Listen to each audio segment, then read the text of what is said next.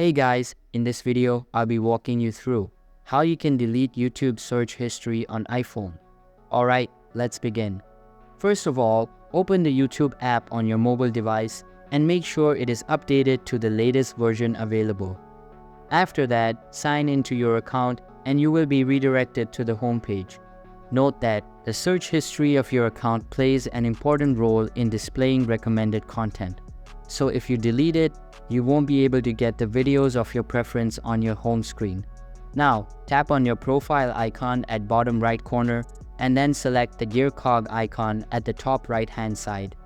Inside it, there will be a list of features that you can tweak. Simply access the Manage All History tab and all of your YouTube history will be displayed. In order to delete your searches manually, you can just tap on the cross icon next to the search history and it will get deleted. But if you want to delete the history altogether, tap on this embed and a drop-down menu will appear. Inside it, tap on the preferred feature and then confirm the deletion if prompted. So that's basically how you can delete YouTube search history on iPhone.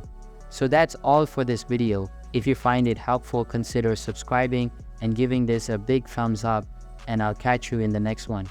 Thanks.